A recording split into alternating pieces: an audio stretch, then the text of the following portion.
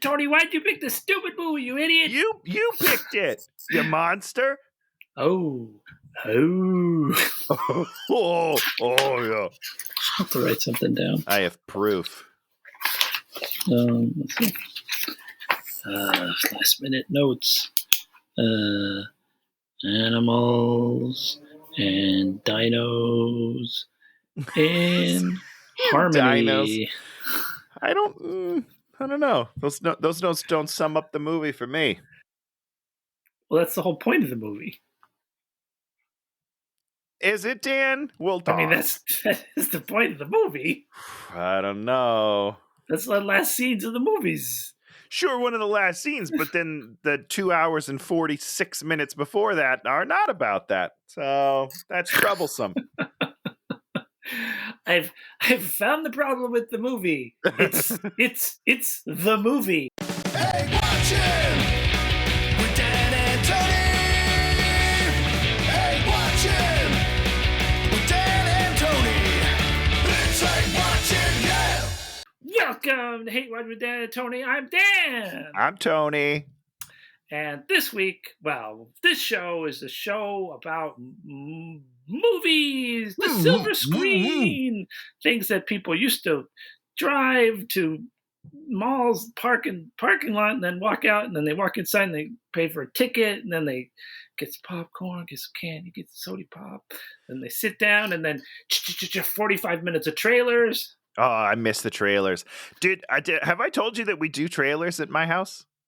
So Saturday night is movie night, and we watch a new movie every Saturday because I miss it. And before we do it, there's just a YouTube channel that's just the movie trailers from the week, and we scroll through like 5 or 6 of them before the movie starts. It's nostalgic for sure, and they're almost always terrible because we're not making a lot of good movies, guys. Let's be worried about the state of the movie business. That used to be my job, watching trailers. How is that a job? What are you talking about? I want to do that job. Dan, expound. What do you mean? I used to work for Paramount Pictures, and then I would drive around to key movie theaters to make sure that they were playing the trailers of the specific Paramount movies in case Paramount bigwigs wanted to go and see the movies in the theaters. Not because they're worried that they're not showing. It's just in case somebody important comes to see it. How do you not still have this job? What happened, Dan? Talk me through this. I got it through my ex-wife. She worked for Paramount. So, boy, you're gonna need to introduce me to her. By the way, cushy job. She no longer works in the movie industry as far as I know. She left the movie industry long ago. She leaves everything. Ugh. Oh, thanks, Tony. Jesus. God. I don't even know. Wow.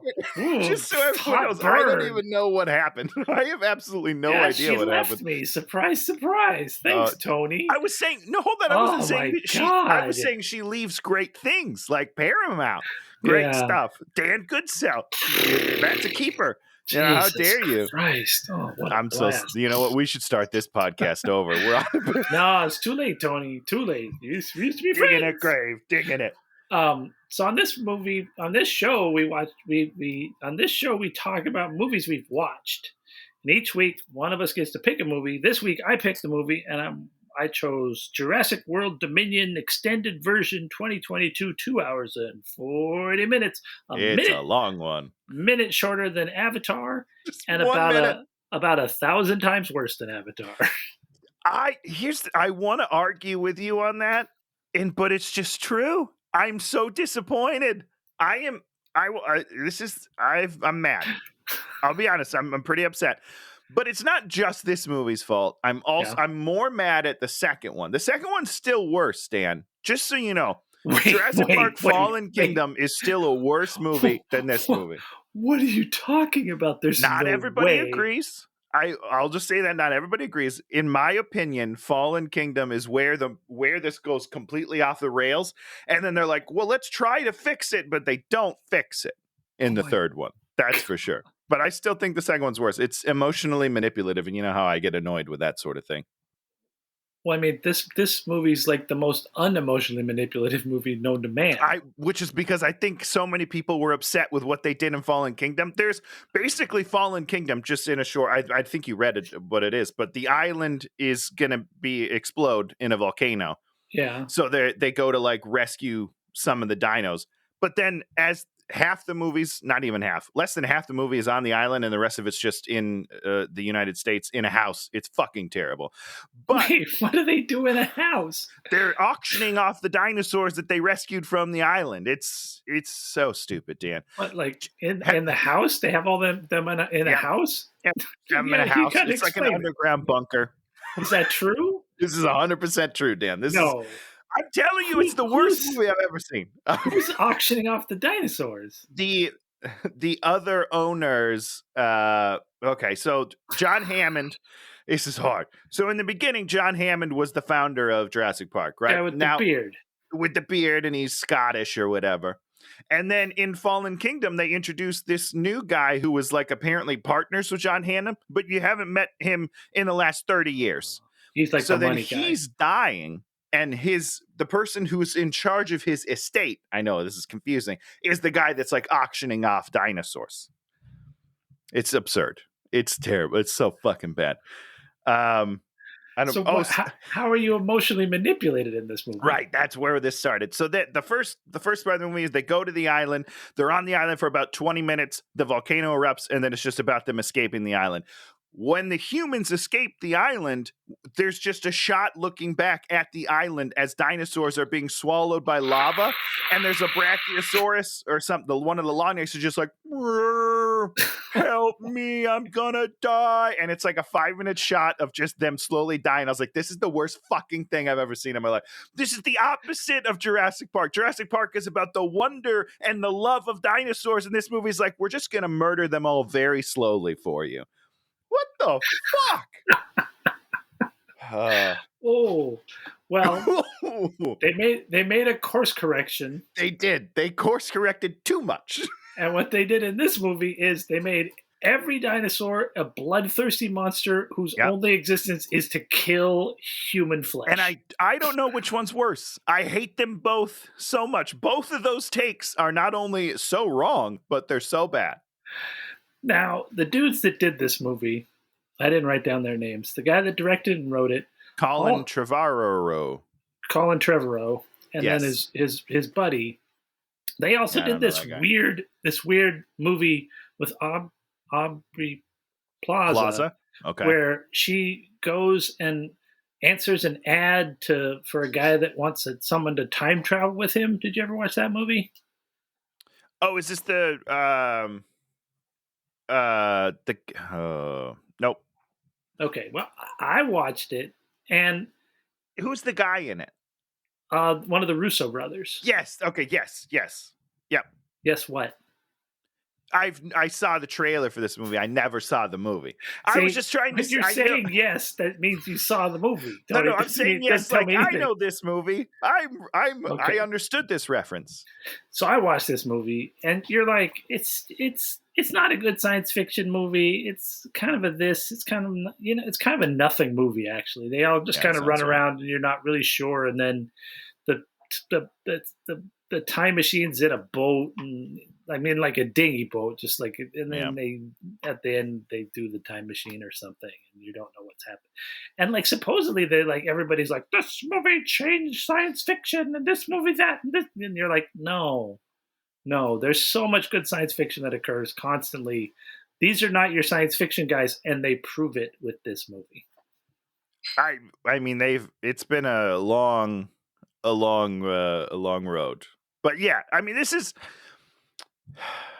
I don't know. They're both so bad, but I'll try to focus on this movie, but it's a disaster. If Jeff Goldblum is not in this movie, I would be cranky for all 2 hours and 40 minutes. But instead, I'm cranky for 2 hours and 36 minutes. So it's fine. He does not have a lot to do. He doesn't, but he makes the most of it because Jeff Goldblum, national treasure. He's incredible. So we start off with the whole thing. We're way back 65 million years ago. Why? Dan, why? Why is this happening? No. I like this part. Why? Loved it. Loved this part. We know what happened 65 million years. There's dinosaurs. I don't need a flashback. In the third movie the last movie of a trilogy about dinosaurs, bringing dinosaurs back to life, I don't need a flashback to something that has no impact on the story. Well, but it was enjoyable. Okay, I mean, listen. In a movie where there's little to find enjoyable, and they have like about 10 minutes of dinosaurs being dinosaurs, you're like, oh, they're creatures and they're animals and there's pecking orders and all this. And it's kind of interesting because they sort of set up, that dinosaurs are just like animals now, right? And then the whole middle of the movie, not the middle of the movie, the whole movie. The whole chunk of the monkey. The whole chunk of the movie, except, of course, the last couple of minutes and the first few minutes says no. The opposite. Yeah. It does. None of it makes any sense. That's why there's no reason for this to be in the movie. I'm not saying that I hated it. I don't understand why this is in this movie now at this point in time. Oh, because it sets up the ultimate ending of the movie that the middle of the movie doesn't have anything. Super lackluster. Well, they're trying to make a point. And what is the point? Oh, what they want the point to be. What do they want the point to be? They want the point to be is that we should try to reach an ecological equilibrium. How is that the point of this movie? I don't see that at all, Dan. Well, that's what they would like to think that they could make this point with this movie. They don't make this point with this movie, and then they don't. So it's kind of like, you write your thesis line. We can reach an ecological, these are just animals. We should be able to reach ecological equilibrium. And then at the end, they've written the line, we have reached ecological equilibrium. And then the middle is talking about how Macbeth should have killed his father. And you're just like, wait, what? Because here's the thing. I think that they wrote that log line first, right? Yeah. And then they came to write this script and they totally forgot the log line. Yeah. And then at the end of the movie, they brought it to the studio. The studio's like, well, what about the log line of this movie? And they're like, we'll put it right at the end. We'll just tag it on there and then we're fine. They're like, we got these. Well, and I mean, once again, it's one of those things where it's like, wouldn't it be beautiful if we saw like the big evil monster dinosaurs swimming with whales, and they were all like, we're friends, and like, oh, it's a beautiful scene. Some sort of world harmony, and that we figured it out and we're living together, coexisting, because that's kind of what the whole series is supposed to be about, is us learning to coexist with these creatures that we've brought back. I don't know. But instead, right at the beginning when we start seeing human beings, at one point we see like a big giant water dinosaur attack a crabbing ship. Just like attack a ship for no reason. Just there's a ship. I'm going to attack a ship because knocks it right over. I can't eat the ship, but I need to attack the ship. Yeah. Like, what the fuck? Like, you know what water dinosaurs do? They eat other water dinosaurs. Yeah, they mostly stay in the water probably and just like feed. I don't know. I wasn't there, but I imagine that's what it's close to. So we did that nice little thing. Then we start with two guys in a helicopter that are chasing, I think it was a T-Rex. It was indeed a T-Rex, yeah. And then they chase it to a Oh, right, Dan, I just realized how weird it must be to come in. This picks up almost immediately after the second one ends. Oh. So what happens is the little clone twin girl, remember her? Yeah.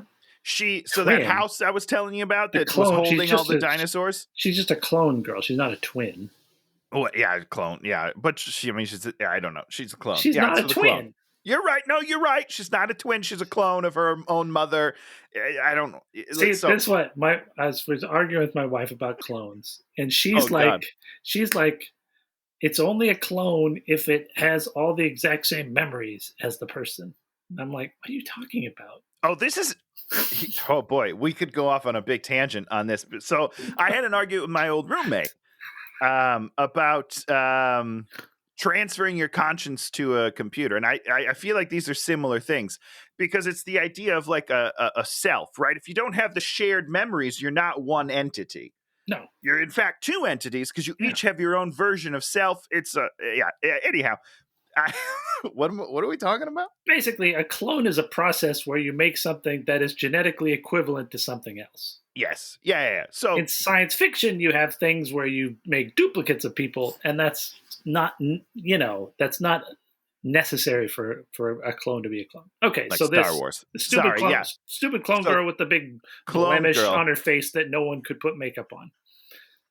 Yeah, she's a child. That's my blemish. I'm gonna lead with my blemish at all times. Here's what's gonna really blow your mind. Maybe they added it.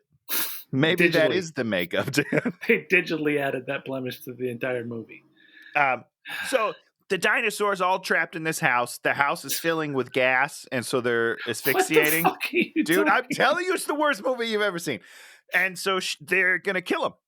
They're in America, and so Bryce Dallas Howard's about to push the button, and Owen's like, "Don't push that button, Claire, because then they're alive." She's pushed the button to let them go so they don't die? Yeah, there's like a door that they can open. She's going to do it, and then she decides not to. So then her and Owen are like watching it, crying as the dinosaurs are dying in the gas. Wait a second. So basically this movie, we watch them escape from the island, and then most of them die, and then we get to another scene where we're watching them, and they're all dying. All the rest of the dinosaurs are going to die. That is correct. Yep, I know. It's so bad. So then the little clone girl opens the button, and everyone turns around shocked, and she's like, "They're alive, just like I am." Worst line in cinema history. And then the dinosaurs are running amok through the forest. And that's where we pick up, is that these people are chasing these animals again. Who's chasing? Who's in the helicopter? Oh, we don't know that. That's just people. That's just poachers, I assume, of some sort. So that wasn't Chris Pratt. No, that's not Chris Pratt. No. I thought it was Chris Pratt. Oh, no, see, he's a cowboy now. No, I mean, whatever. But I mean, the one of the guys in the thing looked like him, right? Yeah, I get it. Yeah, square jaw, white guy. Yeah, for sure. Okay, so I'm just like, why? Okay, so when we flip to him being somewhere else, I'm like, I don't understand what's happening. How did he get from A to B? And more importantly, we don't even deal with we just put this thing in there where they lose the dino, and he just walks into the forest, and they're all that's what we need to talk about. They're in a helicopter, right? And they're chasing a giant animal through the trees. He gets to a drive-in movie, which is ridiculous, but fine. And then they're like, "Oh, I lost him. Do you see him? You lost him? It's a T-Rex. He's 30 feet tall."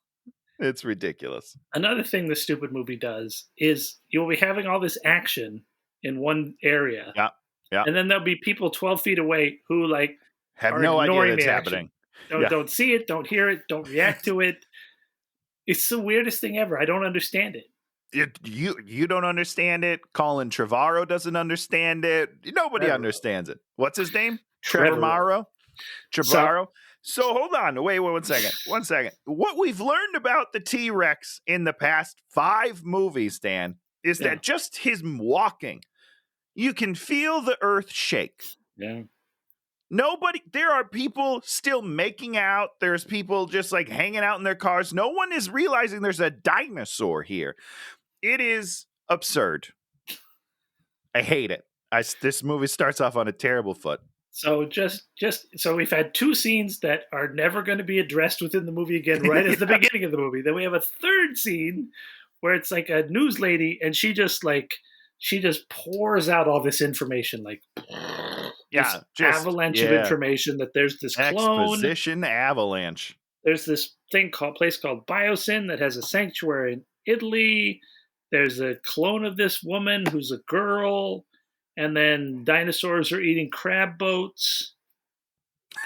That's not what she says, but I wish she did. Yeah, but she sets up the crab boat attack, I think. I don't know. Yeah, something. I don't know, something stupid. Then we get to the one sort of let's see. Then oh God. Now Bryce Dallas Howard is in Nevada. This is Bryce Dallas Howard doing this in Nevada, right? The breeding farm. How is she doing this?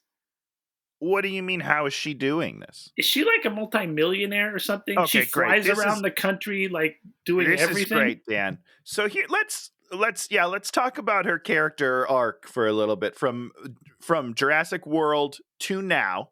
Yeah. She probably has some money because she was like the director of Jurassic World. She was like the head honcho. She's running the show. She's not, there's a billionaire guy who like owns it, but Sure. she runs the fucking thing. So she has to be paid pretty well, but not this well. She's like the, So in the first- CFO. Yeah. Or whatever. Yeah. Great. Yeah. Some sort of letters. So she, in the first movie, she's like this like hoity-toity business lady. She doesn't view the dinosaurs as alive barely. She just sees them as assets. And then in the second movie, she's all of a sudden like this crazy badass who cares about dinosaurs and loves them. And then in this movie, she's like some sort of, I don't know, vigilante. She's like, well, no, hold on. They do one scene where she's a vigilante, and then the rest of the movie, she's a screaming, crying garbage woman. Sure, yeah. That's the end of her full circle arc. You know what I'm saying? Or so her whatever arc shape that would be is going back to being like essentially a weak suburban mother. Yeah, which she didn't start at either. So like, it's just a weird. I don't even know the line, but it's the character development in this trilogy is absurd. It is all over the fucking place. It's some of the worst I've ever seen. So she's raiding some dino facility, and they see a bunch of dinos, and there's this one baby, and she's all like, we gotta save this sick baby, because she can analyze how sick a little dinosaur is, being that she knows nothing about dinosaurs. Yeah. So they put it in a van, and then they go racing off, and they race through a herd of triceratops, but very quickly. Very hard thing to hide. And I'm kind of like, are they allowed to have the herd? Are they not allowed to have the herd? I don't understand any of this. Nobody knows. If you had a herd of triceratops and you're trying to turn these guys in, you click some pictures, and then you tell the authorities, and the authorities would be come like, hey, look, them. there's all these guys over here. And they're like, all right, we'll arrest them. And then they escape, and then the one guy's like, I'm quitting, but I'll take this dinosaur to a safe place, before I do. And then Claire's like, doesn't say anything, but she's going to magically transform back to the cabin in the woods that she lives in all the time. Well, they say, aren't you and Owen still a weird thing? And then she's like, cut. And then they're in the woods together. See, I thought she was going to have to go find Owen. Well, she had to go find Owen in the first and second one, so they can't do that for the third one as well, Dan. Got it. The first one, and oh my God, Dan. So the first one, she has to go find Owen, who's her ex-boyfriend, essentially, and they'd be like, we need your help. And then he goes and helps. And then at the end of it, she's like, what are we going to do now, Owen? And he's like, I don't know, probably stick together. And then in the second one, they're broken up. She has to go find him and convince him to help. It's fucking ridiculous. So then the third one, they're like, I guess they'll just still be together. Right, guys? We can't do the same thing 3 times. All right. So then we do cowboys herding dinosaurs, but they're not herding dinosaurs. They're trying to capture dinosaurs. And Owen pulls a big thing and captures a dinosaur and then touches its face, and they're friends. So okay, we need to talk. This is a good moment to talk about this gesture, which is the stop. It's so bad in this movie. Well, so here's what happened, Dan, is that in the first one, he's able to control his raptors like that because he raised them from birth to answer to hand signals. That's like the whole thing, is he spent his entire life training these raptors to listen to his commands. That's a big storyline in the first one. Now we're in the third one. Apparently he is the dinosaur whisperer and can do it to all dinosaurs ever. Anyone can do it to a dinosaur. Oh, good point. Yeah, Grant is doing it. The clone is doing it. Everyone's fucking doing it. Is Grant the African-American guy? No, Grant is Sam O'Neill. Oh, there's Grant. At one point when they're in the dinosaur black marketplace, he and the African American guy both standing there, both doing it. And you're just like, what is happening? He was there when he originally taught the raptors. Oh, God. So they were like partners, and then he went away. He's like a callback to Jurassic World, the first of the trilogy. But those raptors, they don't know the hand signals. They've never learned them. They've never seen them before. It makes no fucking sense whatsoever. And Colin wrote both movies. it's not like a new guy came in and was like, I think we could just use it for everybody, right? Like Colin specifically wrote that as his connection to the one Raptor Blue. It's absurd. It is, boy, this is crazy stuff. It's been a bunch of years, and he might have never rewatched those first 2 movies. I mean, I wouldn't. So he captures this one, and then he and these 2 other people, which we're never going to see again in the movie, are riding back, and they get stopped by these sketchy dudes, and the sketchy dudes say, we're Fish and Wildlife. Yeah, well, Fish and Wildlife, partner. Then they say, no, we're Fish and Wildlife, and everybody pulls guns, and then they give the dinosaur to the bad guys, and they're all like, why you give the dinosaur to the bad guys? The bad guys ride away with the dinosaur. And Are you going to say his line? I got something important. No, he said, they say, Owen, I've never seen you back down from a fight. And he does, well, I got obligations now. As if this is like a 1950s Western. Nobody talks like that. I've got obligations now. Fuck you. This is terrible script. So we've introduced like this sub bad guy in this situation. Yeah. Because we want to have this sub bad guy do bad guy stuff later. But there's no reason why the sub bad guy would have even been in this location. That is absolutely correct. Anything to do with what this sub bad guy does for a living. Nope. He's just, and well, here's what's weird to me is that, they make him seem like he's just like a dinosaur poacher, just like randomly stealing dinosaurs, and that like they're an outlaw gang, which is what I thought was going to happen. I thought we were going to have like some sort of outlaws. I don't know, because they're on horses. Thought it was Western. Yeah. But he's like very specifically looking for Blue, or Blue's child, technically. So is that what he's doing out there? No. I don't know if that's what he's doing out there now, because he's just stealing other dinosaurs right now. But later, he calls the boss guy, and he's like, hey, I work for you, by the way, even though you probably didn't get that from before when I was just randomly getting dinosaurs. But I found your dinosaur. So I don't understand. I don't know. So basically, okay, so the clone girl, she's got her mountain bike, and we see that there's like a raptor out in the forest. She goes into town, buys fishing gear, which she never has any use for and never needs. Correct. Yep. And then there's this brontosaurus that's just wandering around somewhere, and so she has to explain to the people how to deal with a random brontosaurus, and then they like get a truck with blinking lights to make it follow. And I'm just like, I don't understand anything that's going on. I don't know why there's a brontosaurus getting snowed on. I don't know why there'd be a brontosaurus out here.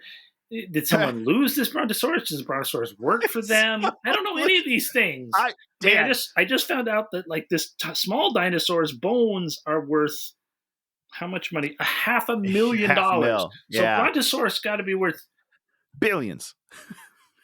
I don't know how to do math. $2 million. And they're leading it away? What do you mean you're leading it away? There's got to be someone that, actually Owen, she should be like calling Owen and saying, Owen, there's a brontosaurus, send your guys out here to take care of it, right? Because that's what he does for a living. Yeah, like someone's job is to do that.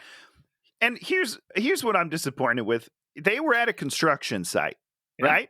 Yeah. And then they slowly panned. Could have done a Flintstones moment. This guy should have been working the construction site. This is a missed opportunity for a great moment. But instead, they just light some flares and lights and lead it away. And we have, up until this point, I'm pretty sure that's never been a thing. The only time the flares ever worked is on the T-Rex, and that's because he sees movement, whatever. We can argue about that at a different time. But this is not a thing that they've set up in the movies, that all dinosaurs respond to lights and follow it. Not a thing. So I don't know what this is. I have no idea. It's a weird scene to show that she knows how to control dinosaurs, which we don't ever use again in the movie. I don't know. Once again, correct. Yep. So she goes back into town. She goes back to where she is, and she lies to her. She lies to Dallas Bryce Howard, and they make out in front of her. Maybe it was at this point. Maybe it was later. Yeah, well, it's got to be soon, because then Owen's got to go to. Well, she has a conversation with her first. So Yeah. it must be a little bit later. So we go out to the forest. We see that the raptor is living in a school bus. It goes and then kills some hunters. Well, to be fair, they shot at her. Yeah, and then the evil bad guy then sees the raptor or something, and then he figures it out. So he knows what's going on. Yeah, something. So now we're gonna go to the other. Let's go to the other plot. West Texas. Great. Giant locusts are destroying everything. Laura Dern's figuring it out. And this one person instantaneously goes, well, the locusts only eat our crops, and the biosyn crops that are right there, they do not eat. So it must be biosyn. Yeah, to which she would have called like 200 government agencies and instantaneously. Dan, that's the end of the movie. What? Them understanding what the locusts are doing is the end of a movie, not the beginning of a movie. No, they tell us right there. No, I'm saying entire plot in a real movie, the movie is locusts are eating shit, and then they figure out that it's biosyn, and then go to. This is the first thing that happens with the locust. They know exactly. What a weird. I don't even understand. Like the mystery is solved immediately, and then there's no mystery left for the rest of the movie. There's no mystery. What the fuck? Movie. What are you doing? There's a bad guy doing bad and other bad guys that work for him, and there's no turn. There's nothing. We're like, oh, fuck, that's the real bad guy. Nope. Yep, nope. We know. Nope. We know the bad guy the whole time. We know what the situation is, and you'd think somebody would call somebody. Instead, they have their whole plan is they're going to have to go and break into the lab. To infiltrate to get evidence, I think is their plan. Evidence. Yeah, exactly. They're like, evidence to give to who? Why don't you just you know exactly what's going on? Also, isn't the evidence that all of the biosyn crops are still there? Isn't that the evidence? That's the evidence. Like if you zoom out and you show a picture and you plot the land and you're like, all of these people have non-biosyn crops doing fine. That's the evidence. I don't understand. Yep. Yep. So she's like, oh, I better go find Sam Neill because he's a paleontologist. Because he knows about locusts. I don't understand what's happening. So she goes to find Alan. Alan's there. There's millennial girls talking on the phone. They don't care. We don't care.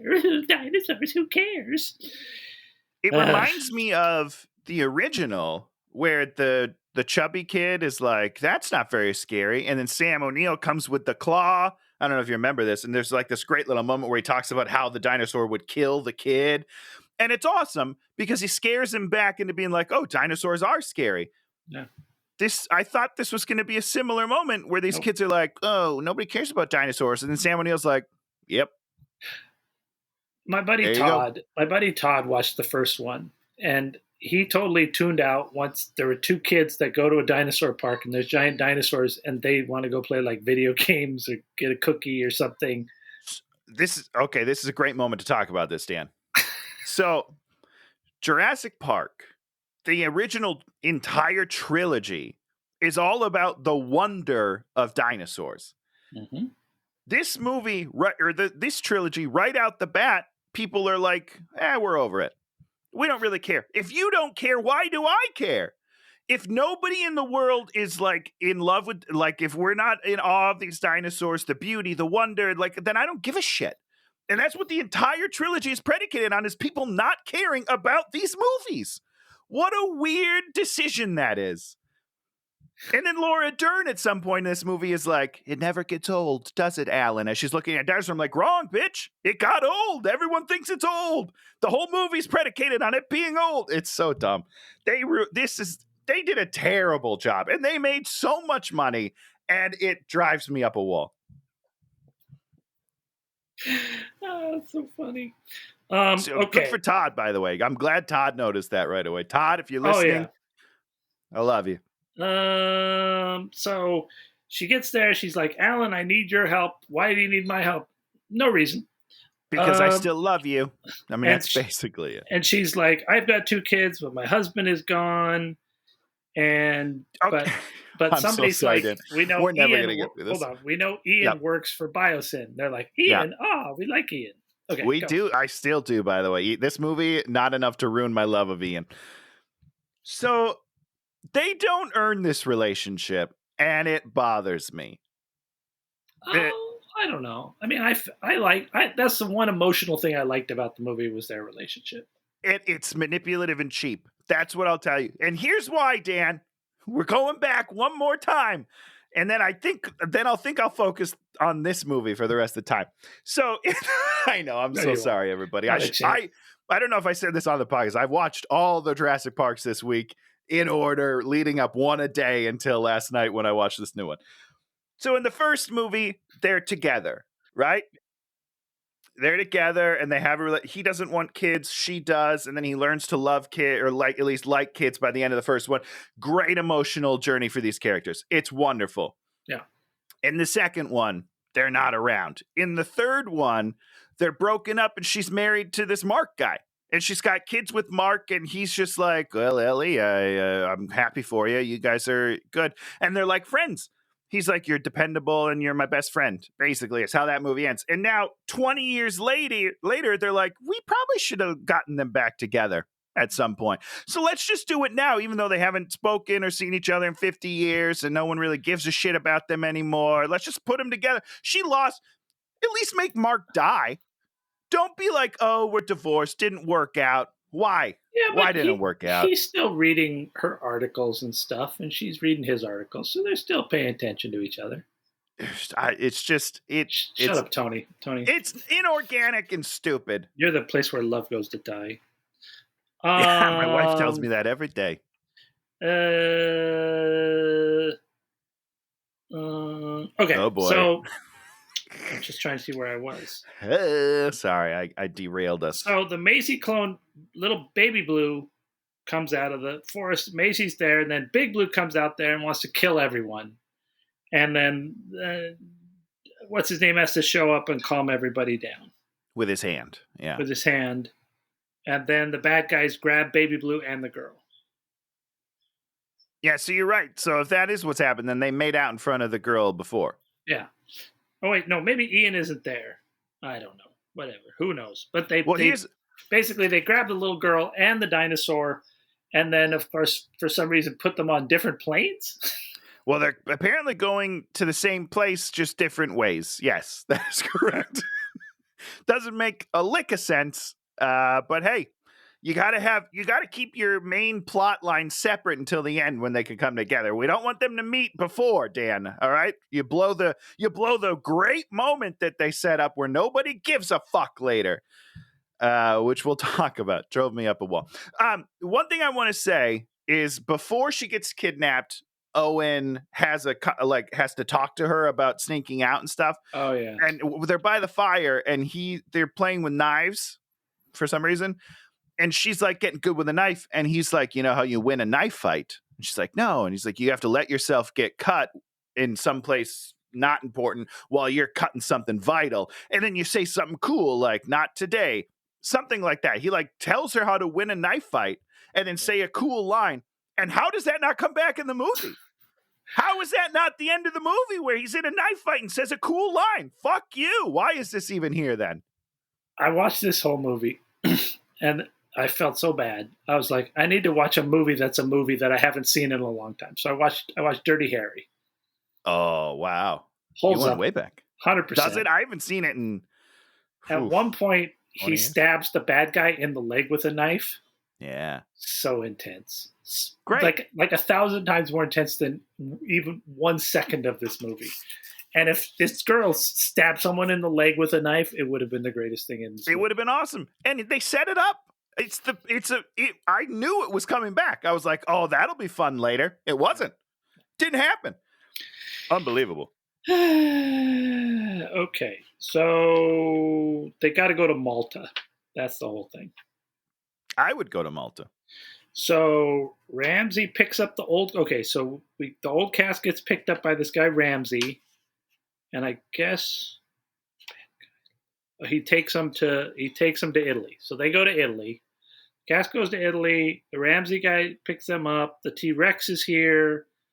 The bad guy's name is Lewis, and he says it's not all about the money. Malcolm is, and then there's this whole thing where he like, do you have one of my secret candy bars? And he's got like this secret candy bar that he eats that we don't ever see. that we just Do see we him see it? kind of like We do see him nibble? one time Okay. he's kind of nibbling on it, and I'm like, what? I don't understand what this is. I don't like to speak ill of people. You all know that if you watch this podcast. You know, I'm very. This guy fucking sucks in this movie. I don't know who this guy is. This is the most forced character I've ever seen in my entire life. Oh, that guy's he's somebody real. I'm sure he is. Not in this movie. He's not real. He's not a human in this movie. And I'm like, oh, he's trying to play like the quirky genius, like computer, antisocial, whatever.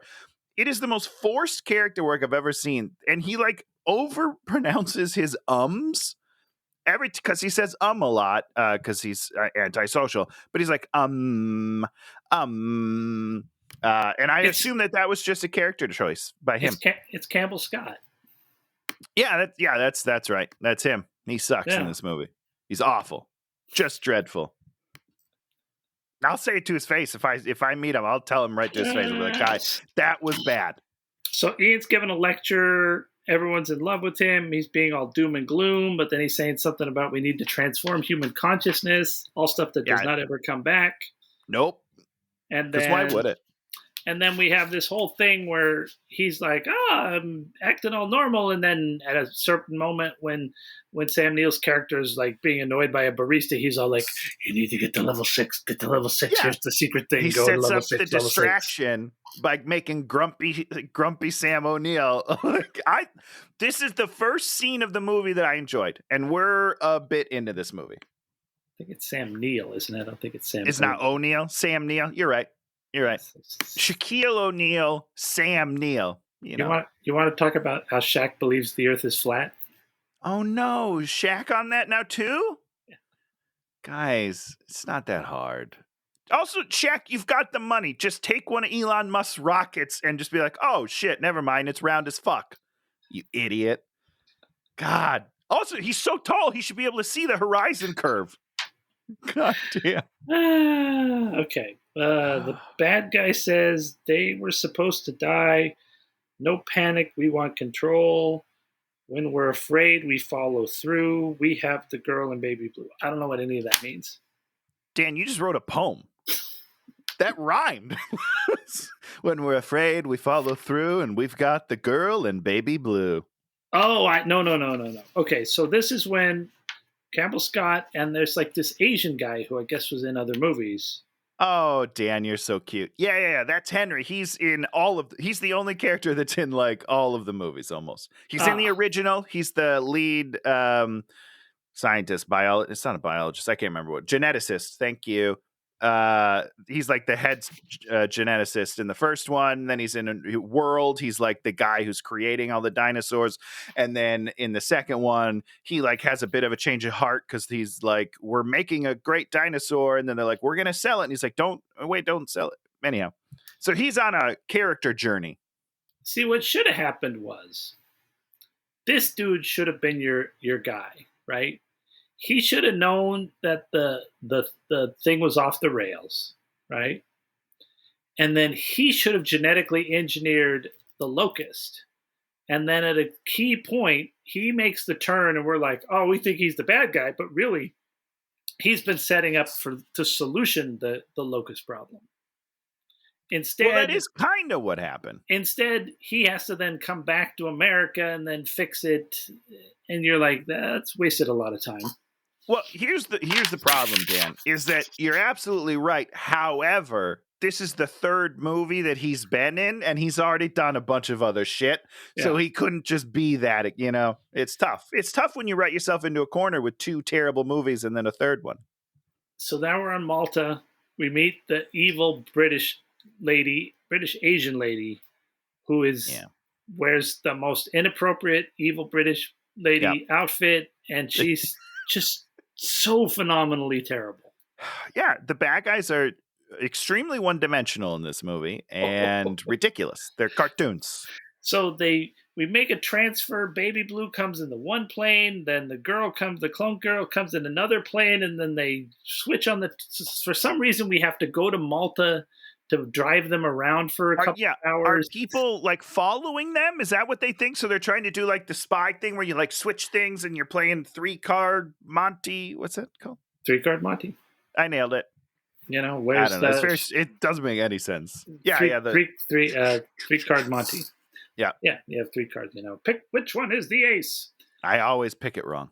And there's no reason for us to even be in Malta. Other than I think they just had a cheap shooting location and they were like, oh, they give great tax breaks. Let's go there, guys. I don't know. Somebody wanted a vacation. They wanted to do this so we could have the black market dinosaur place in Malta. So it doesn't really have anything to do with the girl and the other dinosaur, but we get to deal with that anyway. Or the world building that they try to set up. Like, none of it makes sense. So we get there, the plane lady. So there's this one African-American lady who flies the plane, and she's there in the black market for an unknowable reason selling dinosaurs. Yeah, she's not a good person. No, she's at great. First. Yeah, so she sells this dinosaur to this guy for $8,000, which he then walks it over to a dinosaur fighting pit, and then it kills another dinosaur instantaneously. Yep. Yep. So somebody, right when they got there, they say, whatever you do, don't talk to anybody at the black market place. Don't talk to anybody. Everybody's evil. So Bryce Dallas Howard, they send her in there alone while they're like which outside. Which is a bad choice, by the way. And she immediately talks to the pilot lady. And the pilot lady's like, go home, Bryce Dallas Howard. Go home. I wish that she would have used her real name. That would have made the whole movie much better. And she's like, I need your help. I'm looking for this little girl. She's doing all the things that she was just told not to do. Not to do. I'm telling you why we're here. What, like, it's ridiculous. Also, Dan, can we just talk about movies need to decide on walkie etiquette? It's getting to a point where I'm losing my mind. Chris Pratt always touches his ear when he's talking. Bryce Dallas Howard does not. Which one's right? Do you need to touch it? Do you not need to touch it? Is it always listening? Do you have to? Someone needs to make a decision. I don't know why it bothers me so much, but it does. It really drives me crazy when they don't have like this is how it works. Let's all do that. That's your pet peeve, just like me with people touching photos. I want to do a sketch where it's just all me touching photos in different ways and then send it to you. 10 minutes. Bad lady's got this other job. There's 2 killer dinos. I don't know what that's about. They make the drop. Then there's a big chase. So basically, pandemonium blows up. The bad guy poacher is there. We have to fight with him. He gets eaten by dinosaurs in front of us. The bad lady then releases the laser dinosaurs at a certain point. Talk about the laser dinosaurs, Tony. Well, you missed the introduction of the laser dinosaurs in the last movie. They had the laser dinosaurs in the last movie? They created a dinosaur. So here's what's confusing. So in the last one, there's a special raptor called the Indoraptor that responds to the laser pointing and the sound.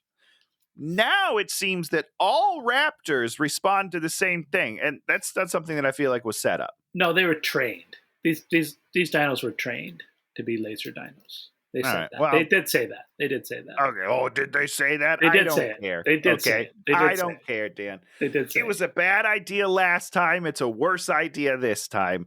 The things they do are so stupid. So what are you saying about you got to talk about the laser dinos? What do you want me to say? It's dumb. I don't like it. Listen. How does it work, Tony? How it works is the laser focuses on something, and then they apparently see the laser because all dinosaurs respond to light. That's what I've learned. And then there's a noise that they push, and that noise means go.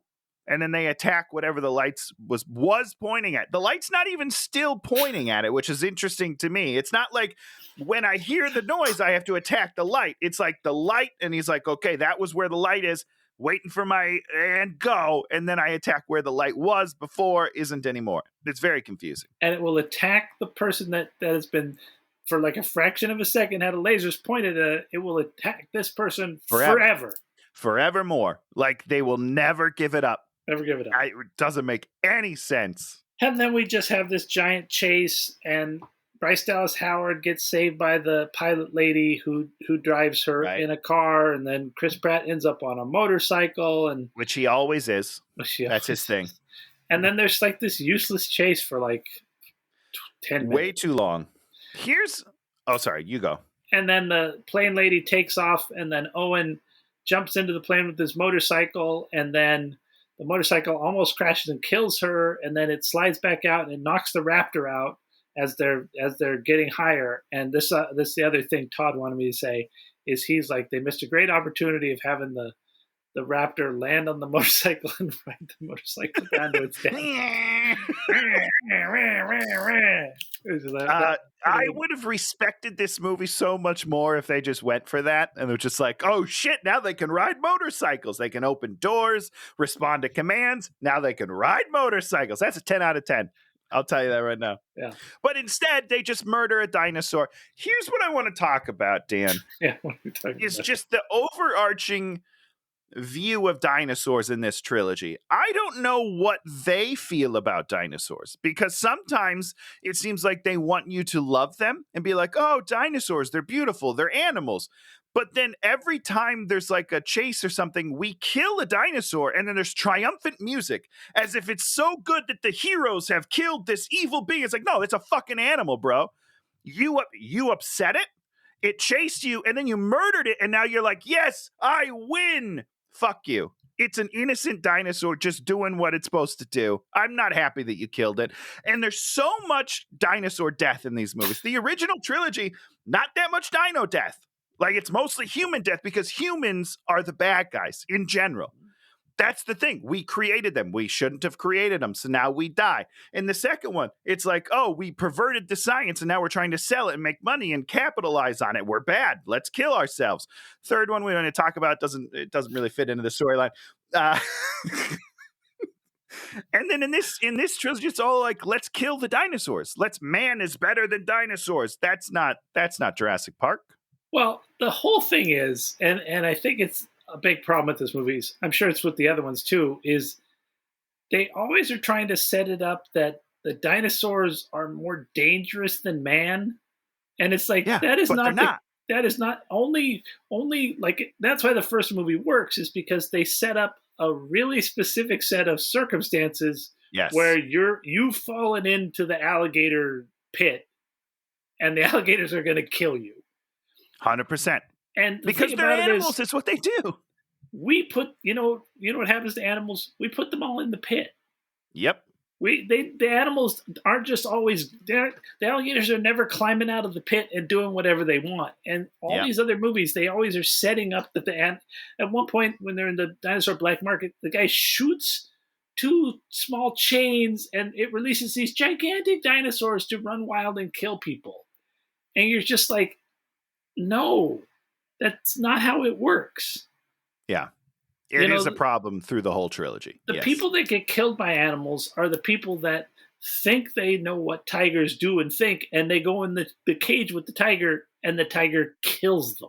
That is correct. 100%. And that's what should happen.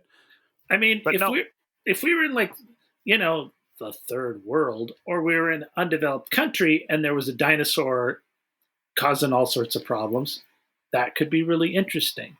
But the wolves, the dangerous animals of the world, get very few opportunities to kill human beings. Yeah. And in these movies, the dinosaurs are just all ready to prime to jump out and kill human beings, and it's so stupid. At least in 2 and 3. Okay. And a little bit in the first one, Jurassic World. But what's good about Jurassic World is the conceit of that movie is that us humans, us again, not the dinosaurs, we create an apex predator. We create this like ultimate monster because people are bored with dinosaurs and they need bigger and stronger. So they like combine all of these different animals to make this giant motherfucker who can like camouflage and eat people, and it tricks them into letting her out of the cage. It's great. Like, it's very fun. It's very cool. But what doesn't happen, Dan, is that they just kill everyone. It's not just like, oh, well, they're dinosaurs. That's what they do. It's like we set up this, again, a very specific set of circumstances. We created this monster, left it in a cage, so it doesn't know anything about the real world. And the whole point of that movie is like, not the point, but what's going on with the dinosaur is that it's learning where it fits in the food chain throughout. So it's like, oh, can I kill you? Yes, I can. Can I kill you? Yes, I can. And then it gets a big head and it just starts killing everybody because it's the king. It's great. I do enjoy Jurassic World. I do not enjoy the other two. Sorry. Oh, boy, Okay. Dan, I'm sorry. I'm dragging this one out. So they get the plane, they make the junk. He gets in there. She says, "You're welcome." Okay, so there's this scene. So the pilot lady who like is almost really cool. You're like, Almost, yeah. you're like almost a cool character. They get On the up verge. there. He sits down, and she says, basically, "You're welcome." You know, and because he doesn't say anything, He does, yeah. and he doesn't respond. Nope, because he's a terrible, dull character. It's like the worst character, and I don't know if it's here. At one point, like maybe he and Bryce Dallas are reunionized, or maybe it's later, and he goes to kiss her, and he kisses her on the cheek. Yeah. What is that? I don't understand that. Well, what it is, Dan, is that they have no chemistry on screen, and yet we keep trying to force it for 3 movies. And I think people are just sick of it. People are just like, no, we don't buy them together. So just have them be friends. Let's be honest. Yeah, but they had that weird makeout scene in front of the little girl to embarrass her. And how did it feel for you? It felt awkward to me. I don't know how it felt for you. I was confused. I was confused through the entire movie what their relationship was. I didn't understand what it was. They're acting like they're the girl's mom and dad, but they don't act like it. It's all weird. No, it is all weird. And I mean, it's obviously not all them. Obviously, the script sucks. Yeah. But also, they just don't fit together. And here's when we get, I should probably wait, but when we get to the scene where they're all together, to me, it becomes very, very apparent why the original ones are so much better than these ones. And it's because those 3 people together are great. Yeah. Like the original 3, when they're together in scenes, which again is pretty rare, but when the 3 of them are together and they're bantering and they're talking, like they're real people, they're real characters, and they have a relationship. These new people who have been together for 3 movies, you don't know their relationship. I don't know if Bryce Dallas Howard's a good actress, and I don't know if Chris Pratt's a good actor. I know that Chris Pratt's not a good actor. I will say that. Okay. I will say that right now. I don't like anything he's ever done. You don't like Star-Lord? I do not like Star-Lord. I don't mind Guardians of the Galaxy. I think he's the worst character in the movie. But he can deliver those lines, and he feels like that character. Because that character is less of a human than he's supposed to be in these movies. You know what I mean? Not like, oh, he's not a human, but like he's machismo. He's just like, he's, witty banter. Like, I can't let you in. I've got a shell up. That's kind of that guy. And this, he's supposed to be like a caring father figure type thing. And I don't think he can pull that off. Clone is the... so Sirens on our end. I think they're here. No, they are. I was just, if you're listening in a car, those are our sirens. You're not getting pulled over. Oh, well, maybe you are. Well, you probably are, you son of a bitch. Not you, Dan. So they got the clone girl with the weird Henry the Asian guy, and he's all like, "We need to understand you. Charlotte made you. Let's watch a video." Then we watch this video, and basically we find out that the woman that cloned her without the genetic problems of her. But it's hold on. The super weirdest thing is you clone yourself and then have yourself as a child. What the fuck? What the fuck? One thing, she didn't create it with the fixed DNA. She created it normal and then fixed her DNA as she got older, I'm pretty sure, right? Because there's a part where she's like injecting her with shit as a child. But that makes more sense, but why the fuck does she... it, though? I mean, it makes more sense from the way this movie sort of pitched it, and I got confused. Oh, sure. Why the fuck did she clone herself? So yeah, Dan, I don't know. It's the weirdest thing I've ever heard in my life. She put herself inside herself, essentially, and that's bizarre to me. I got nothing. I don't know. Like that is that ego driven because she's like, oh, I'm gonna die, but the world needs someone just like me, so I'm gonna create myself again. In the first one, in Jurassic World, let's just say this is not how this story was laid out. She was not created by her own mother. What? In the first movie, it is said that the other owner of the park, who is her grandpa, his daughter died in a car accident, and so he made a genetic clone of his daughter because he missed her. That's the story you're told in the first one. Mm-hmm. And then in this third one, they're like, just kidding, that's not true. She made herself again for unknown reasons, and you were both alive. I don't know, man. It makes way less sense to me than the first story. It's But weird. I don't know. It's weird, It's and super it's weird. gross, and it's freaky, and it's unnatural, and But now that we're saying it, Dan, yeah. if I could create a clone of myself, I would probably do it. Would you really, Tony? No. The world doesn't need two of me, but it would be funny to like make fun of myself. Funny. Just stop. You would want to like raise young 3-year-old Tony. No, he was a real piece of work. I wouldn't want to do that. No, you wouldn't. Of course you wouldn't. It's a little bastard. Jesus. No, it's bizarre. That storyline is oh boy, it's weird. So they go downstairs. Old cast goes downstairs. Let's just go down and get it. They go in there. They go in the secret room. They find the locust. Sam Neill's like, I got to do this. And then they piss off the locusts, and the locusts start frenzying. So then it would have been nice. Oh, I guess she's a botanist, so none of them are entomologists, so none of them would have known how to properly deal with this fucking thing. And it almost seemed like they were trying to like just swab the mouth of one of these fucking No, that's what they were doing. 100%. That's what they're doing. Because that's what she does earlier in the movie. When she goes to the first one, she swabs the tongue or something, and she's like, "Oh, good job, bug, good job." I don't know. Here's my question: why don't you just swab that bug twice and you say you did the thing? Look, I got him. Right? That's a good move. I mean, you have that one in captivity still, I would assume, unless they let it go for some reason. Like, why do you have to go to bios? Whatever. What's that going to prove? You're like going to take a picture of you taking the swab? I mean, it's like it's going to stand up in court? Like, what? Yeah. Who are they doing this for? We shall take you to the world court, and they're going to get so mad at you. The world court. The future. There is a world court, so shut up. Oh, no, is there really? Am I ignorant? Yeah.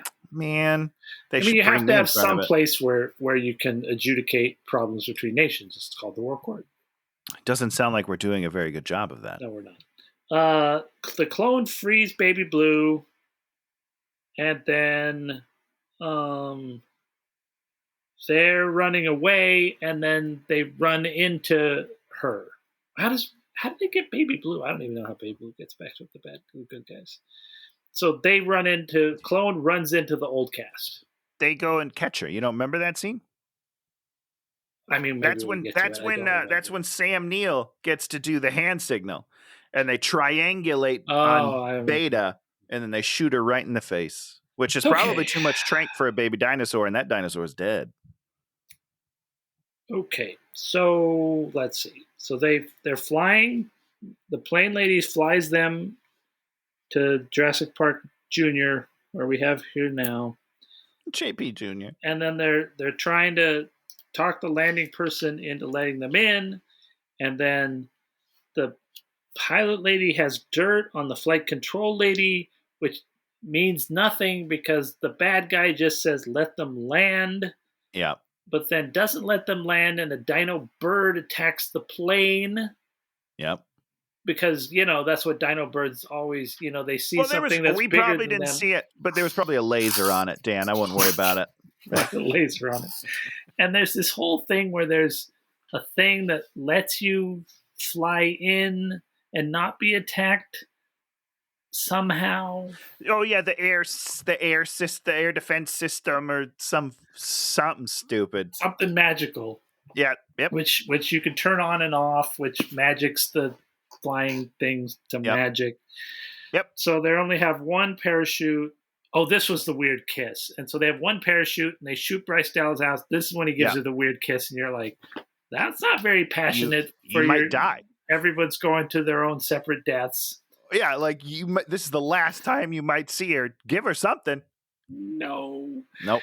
So she's in the thing, and the pteranodons are attacking her, and she's like all crying like a baby, like, I'm so afraid. And then they destroy her parachute, and then she lands safely anyways. Well, she's got a second parachute, so don't worry about it. Oh, was there a second parachute? Yeah, she pulled the backup chute. Oh, I didn't see that. I was probably writing something down. And then they crash into a lake with the airplane. And they're fine, which is amazing. Of course they're fine. Ramsey then shows up, and he puts the old cast and the clone on the Hyperloop. Yep. And then we have this... Oh, God, this scene... This is where you find out that he's like in on that. He's the good guy. He's like, I'm the whistleblower. But the whole time I was waiting for him to turn because he's creepy as fuck. Did you feel that? That guy's... Yeah, he plays creepy. Right? Even when he's the good guy. I like him.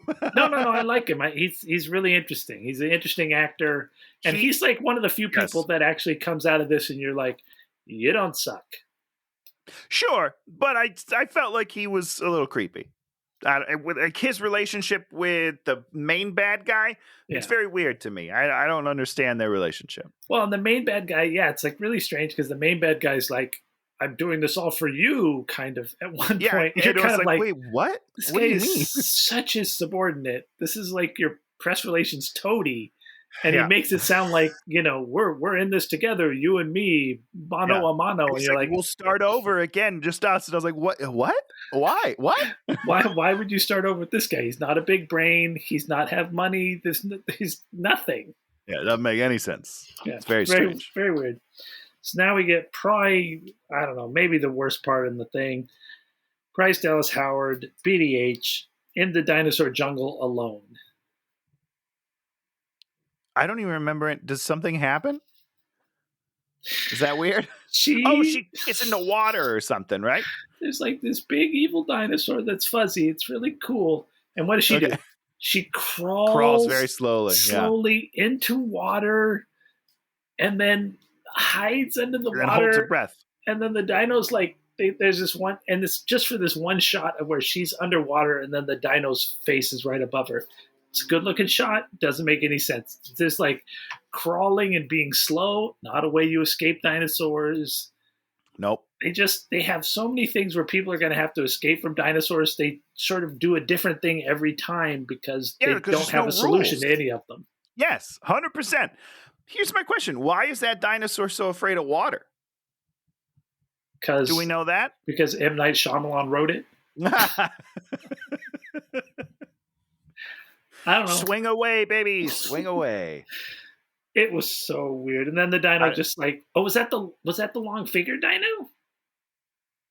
Yes. I think it was the long figure dino. Yes, I think it was as well. Yeah. I love that guy. He's really cool. He's weird. I mean, not in a bad way. I was like, I don't know what dinosaur that is, but it's freaky. Although I hate the end of this movie. So that dino just leaves. They crash in the frozen lake. They live. And then there's a broken lake, and then they get attacked by another furry dinosaur that has wings, and then eventually it dives into the water, and then he's able to get out of the water in time. Yeah, and then they run away, and then they close the gate. Everyone in this movie, you run away from the dinosaur, or you crawl slowly, or you move this way. It doesn't make sense. You crab walk this way, and then you close something on the dinosaur. Here's what I've learned. Dinosaurs, not that hard to get away from. Nope. For as dangerous as they try to pretend they are, like if you're important, you can get away no problem. You don't have to worry about it. Well, we don't have a line in the movie that says dinosaurs are the most dangerous creatures God has ever created. Yeah. If we'd have that, so if we don't have it, then it's fair game. They don't have to be dangerous at all. Dinosaurs terrible at everything. That's why they're extinct, I guess. Huh? They suck. I will say when it dove into the water, I was like, "Oh, that's cool. I didn't see that coming." And then it didn't do anything. He falls into the water, and instead of attacking him, it swims around him in a circle. And then comes back, and then he's just magically pulled out of the water on like a trampoline of some sort. Like he must have been on a pulley system because he shoots out of that water. It's ridiculous. Yep, pretty much. And then he's not cold. Did you notice that? That water's frozen as fuck. Stop, Tony. And he gets out. He's not cold at all. He's not bothered. Just stop. He's hot-blooded. So on the Hyperloop, Sam Neill says, I knew your mom to the clone. And it was a nice little emotional moment. He didn't, though. He never met her mom. Yeah, it said that. He lied? I know that it said that. That's not in the movies. So of course it wasn't in the movies. It was a thing. So the bad guy makes them stop in the amber mine. And then Pratt and the pilot are walking through the jungle. And they're seeing, where BDH went. And then we see the Gigantosaurus and the T-Rex fight. Fight. But it's a draw. Yeah, which is weird, right? Do they have draws? Is that a thing? One of them just leaves? Yeah, they, Okay, listen, I'm not saying I know, but they were fighting. I just feel like it's probably to the death. But yeah, Ian knows they're in the amber mine, so he goes and gets a car to go save them. Then we have this whole thing where the evil guy starts to delete files because we have to do that. But he can't find the files, so he has to go to a hard drive room, and then he still can't find the files. It's like, what the fuck is happening right now? And then Ramsey catches him doing this. And you're just like, how does Ramsey know where he even is? Yeah, great. All good questions. And then this is where the bad guy gets to make his big speech as to why he's such a bad guy. Because Ramsey says to him, your locust thing is going to cause, global collapse. And he's all like, food, money, food, no. And what is he? Money, food. He gets his big quote. What's his big quote, Tony? We made a mistake. Oops, and we shouldn't be held responsible. Something like that. No, the world is chomp or be chomped. Oh, you're right. No, yep, sure. This guy would never say that. Never in a million years. Never in a million billion years would that be his. Well, and that was after he was like, I was 28 once as well, so I get it. You're idealistic. First of all, 28-year-olds, not really idealistic. We're like, we get jaded at 20, 21 tops. It's over. But he's like, yeah, I was your age, and then someone puts you in charge because you're a white man, and then you realize that you got to kill people. That's basically his story. So they're in the amber mine, and they get attacked by all these sailback reptiles that these are not the dinosaurs that live in an amber mine. No, I wouldn't think so. But I don't know. I wasn't there. And then Ramsey sees them on a monitor, luckily, and then he types in the code to open the door, and Ian gets in the car.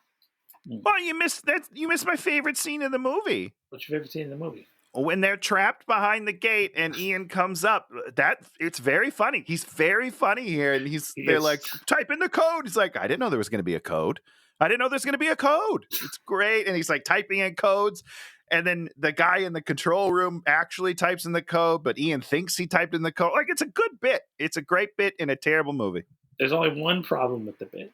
Oh, no. What is it? He says, there's 10,000 possibilities. Is that not right?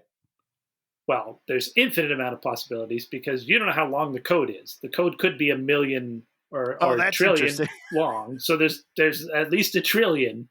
Sure. He doesn't know if it's a 4-digit code or 3-digit code or 2-digit code. That's fair. And I got to tell you this: in none of the cases is it 10,000 variations. There's at no point does it come out to be 10,000. That never rounds out to that number. No, 10,000 is not one of those whatever they are. 10 to the 10 to the 10 to. Well, maybe it is. Sure. I could be wrong. Dan, I don't know. Stroke your non-beard. Yeah. I could be wrong. I'm taking it back. So I'm taking it back. Stick to your guns, Dan. We're gonna get to the best part of the movie. Bryce Dallas Howard finds this cabin or something, and there's these small dinos that are going to kill her, and then she starts to hide from them, and then one's about to kill her, and Chris Pratt comes there and grabs it to death. Yeah, the Dilophosaurs, first of all, it's great to see them back. I don't know how they're here. We haven't even talked about that, but we'll talk about it at the end. Nice to see them back. Yeah, because they haven't been around since like the first one. That's the last time I remember seeing one of them. So that's fun. It's about to spit goo on her, and he just chokes it out. I've never seen It seems very dumb. Why wouldn't anyone else do that then? Like if it's because they come like within like 5 feet, if it goes like just grab it by the throat. Apparently that works. Apparently they can't spit their lava if you're choking them out. They can't. Stupid. It's this. God, I hate this movie. So this is the best part. The bad guy's like, let's get rid of the evidence, and he pushes a button, and it sets all the locusts on fire, and then the locusts escape. Yep, they just fly through the ceiling. You've set up a thing to destroy these things, but you also have like a thing that just breaks instantaneously for no reason. Yeah, no real safety measure. I mean, I think it's just those like in an office, like the cardboard type ceilings that just pop right up. That's probably what they're in. So they all fly out there and they fly over the entirety of Jurassic Park, setting everything on fire. They rain down on everything of death, and they cause Ian to crash the car, which rolls over right to where Bryce Dallas Howard and Chris Pratt are like standing. Yeah, it really worked out. You think, oh no, they're in trouble, but it worked out great. So now everybody's together. And this is the most disappointed I was with the entire movie. And that's a lot of disappointment. So what are you disappointed about, Tony? There's no recognition. I thought they said, I know you. Like this, that's what I mean, like just barely. These people, first of all, the original trio have to be incredibly famous in the dinosaur community because they're the original people from Jurassic fucking Park. Owen trains raptors. Sam Neill loves raptors. In his standalone film, Jurassic Park 3, which... he's a raptor expert now. At this point, he's like, oh, I study them. They talk, and they're the most fascinating creatures. This guy trained him. He would know who he is immediately. He'd be like, oh my God, I have so many questions I want to ask you about raptors. There's no love. They would know each other from conferences. These are people that would have traveled in the exact same circles their entire lives. You're 5 of the most famous people in the dinosaur community. You would fucking know each other. Oh, boy. And then we get the most exciting scene in the film. When they slowly walk around a car? Is it that one? I don't know what the scene is. I have no idea what the scene is. Big gigantic dinosaurs there who, of course, we know wants to eat them. And it But does he? Doesn't notice them and sort of sees them. Because they're in front of the car. Right, so here's my biggest problem, is that they're in front of the car and he's right there seemingly looking at them. And then they go behind the car and he's like, oh no, where'd they go? Oh, I lost them. Just like the T-Rex earlier in the movie where people just lost a giant T-Rex. It's so weird. I think what they're trying to do, Dan, is like a callback to the original where the kids get trapped in the vehicle and then like the T-Rex is pushing the vehicle around and it's a very tense moment and everyone's screaming. But they took out all of that and just put in like, oh, he spins the car again. Remember that? That was fun. And I don't know. If you go watch that scene, it is a terrifying scene. Yeah, I just did. Watched it last week. It's fucking great. The people creep around and they're trying to avoid. And then at one point, the eyeball comes down and you're just like, fuck, don't make a sound. And then Ian finally grabs the flare and draws the thing. Instead, Ian does that. And then he throws it in the mouth of the dinosaur, and the dinosaur's mouth catches on fire. On fire, as if he swallows gasoline. That's what it looks. He's like a fire breather. And it doesn't run away. It continues to think. Ian should have defeated the dinosaur. Sure. Yeah, that would be fun. He didn't. He didn't. I thought he was going to die. I honestly thought that this was his death, and then it wasn't. And I was like, well, as much as, I love Jeff Goldblum, and he's the only character I want to survive, but it should have been his death. He should have died saving these people. Yep. He did not. Well, they should have actually made him complicit somehow in the problems here.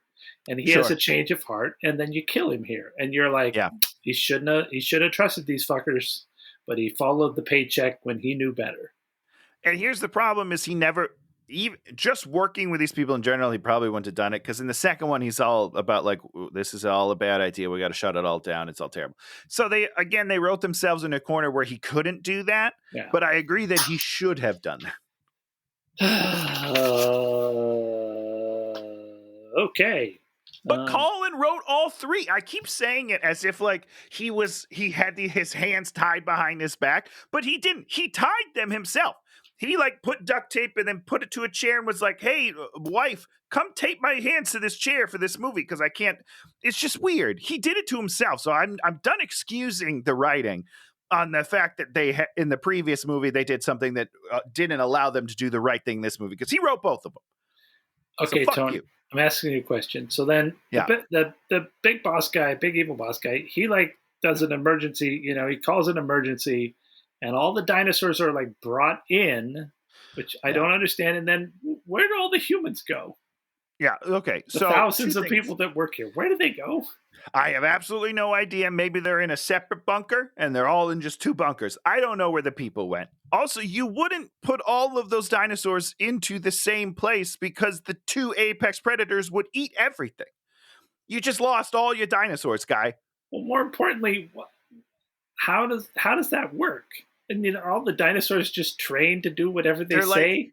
They said there's like a neural implant. There's a chip that somehow tells them to go to this place. I don't understand it, but that is what they said.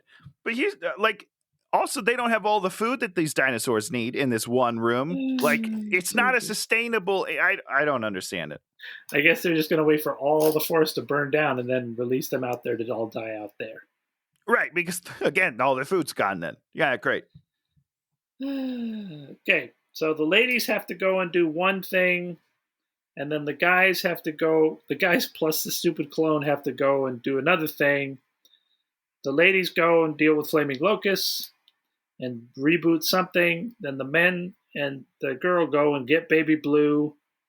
And then the ladies, they had to use an axe. They axe the thing. And then my ear's itching again.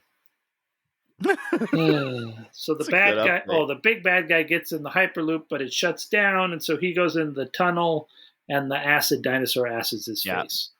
Yep, which is always fun. I love those guys. They're great. They're great little guys. So then they make a reunion. The weird Henry guy is there, and he says, "I can fix it." And then Maisie's like, "Okay." Now the thing was earlier about the DNA thing and her DNA saving the world. They made it seem like it was nefarious where they're going to have to cut this girl up. But when he asks her to do it the second time, she's like, sure. Literally. At no point does anyone say, oh, sorry, we're going to have to carve you up, or we're not going to carve you up. All I'm going to need is like a single blood sample, or you're going to have to hang out here for a month. They don't ever explain what any of it means. Here's Dan. The entire plot of this movie is basically this guy just being like, hey, can I have a vial of your blood? To which anyone would say, sure. Yeah, that's fine. Don't worry about it. That's it. That's the whole, but it's ridiculous. And the reason why they only bring it up at those 2 points in the beginning and at the very end is because they don't want you to think about it during the rest of the movie about how ridiculous everything's happening. Because it's like, well, actually, if that guy just went to the parents and was like, hey, I'm pretty sure I can cure motherfucking cancer. No. Cure all genetic disorders in humankind. All disease. Every disease ever made with one vial of blood from your daughter. Do you mind? They'd be like, take 3. We don't even take a couple. How many can she lose at one time? Take them all. You would go in monthly and that girl would give blood, and that 100%. Blood would be used around the world to solve all of these problems. And more importantly, Tony, let's talk about researchers. So I have solved all genetic problems in humankind. I'm a researcher. Yeah. Okay. Are you the mother then? I'm the mother. Okay. Yeah. Wouldn't you write that down? Not only would I not write it down, but I also wouldn't tell anyone. I would keep it to myself, and then I would just make a perfect version of myself. That's the only thing I would do. It's fucking bizarre, man. It just doesn't make any sense. It's the dumbest storyline ever written in the history of the world. I think it's James Cameron's feeling like a fucking genius right now. He's all like, unobtainium, I'm the badass. I think there was a moment where he was like, maybe I shouldn't come out with 5 sequels. And then this movie came out and he's like, well, let's do 10. We can make this go for a while because we'll never get that bad. Any terrible choices he makes, not as bad as any of the terrible choices made in this stupid movie. It's just so dumb. Okay, let's see. The T-Rex shows up. So does the Gigantosaurus, which isn't really Gigantosaurus. I'm just calling it that. And then Finger Dinosaur shows up, and so Finger Dinosaur and T-Rex I like team up his to name. kill Gigantosaurus. I love Finger Dinosaur. He's so fucking cool. So how did you feel about this fight scene with the end? How it ends? It's stupid.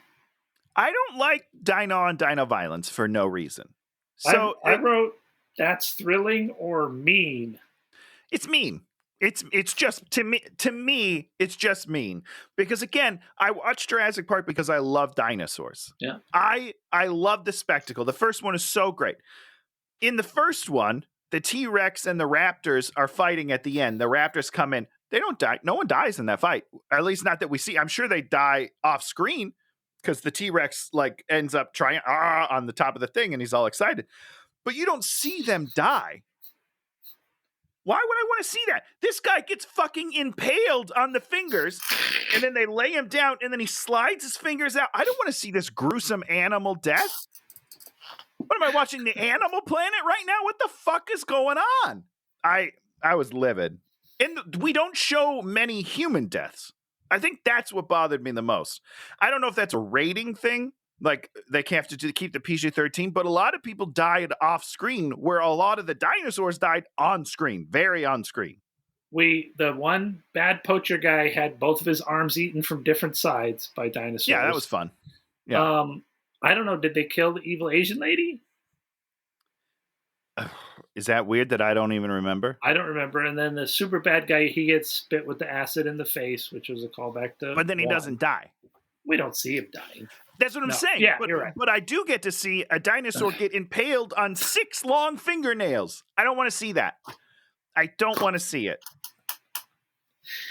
Okay, so we've gotten out on the helicopter, magical helicopter, which isn't eaten by anything. I don't even know. The magic copter. Yep. So we're on this tarmac. Everybody's hugging, and we have the scene that like I thought summed up this entire movie. They're all like walking away. All the women are wrapped in blankets because women are fragile pieces of garbage. Yeah, fragility. And all the men are like, we're men and we're unaffected and we're ready for our next adventure. Next time we're not bringing stupid women with us. I'm just like, what the fuck? Why? And again, another reason that let's go back to the first one where Statler is like the fucking hero. She goes and like outruns raptors and turns the power to the park back on because she's a fucking badass.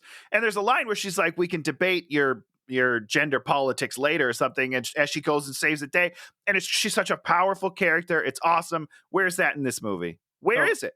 The women are, I mean, Bryce Dallas Howard's character at a certain point is just garbage. And it's like, it's so obnoxious. And I'm just like, how, stand up for yourself. Say, let her be smart about, hiding from that dinosaur. But no, she's like crying and crawling. I'm so afraid.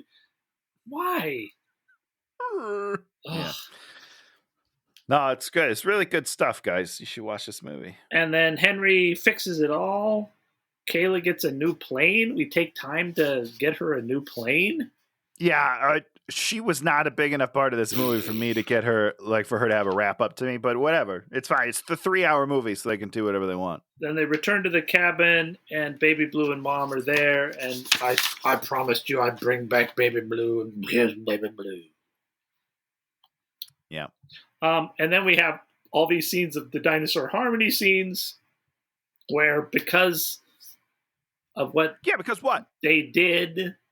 Animals, how did it happen? Animals now. How did it change? The Triceratops. Okay, so nothing changed, and we're gonna talk about a thing called invasive species. Tony, talk about invasive species. Okay, you said it sounded like you were going to talk about invasive species. Here's what I'll say. So you have an ecosystem, and then a stronger, like a predator comes in and disrupts the ecosystem. Pretty much what that's what happens. That is one of the ways that can happen. There's a number of ways that invasive creatures come in. There's like what happens is there are these little beetles that eat tree bark. Right? In Asia. I don't like it already. No, it's bad. And but so the trees, I could be getting this all wrong. Don't say that at the beginning. Say your point. The trees where they're from become resistant to these little beetles, but when you bring them to here, our trees are not resistant, and they wipe out forests. Sure, or that makes sense. You take a certain animal like pigs. Pigs are pigs do all sorts of things. You put them on a thing, and they kill all the other creatures because they're fucking pigs. And and you no longer have the species, or the pigs eat all of this, or they eat all of that, or they ecosystems spend a lot of time getting to an equilibrium.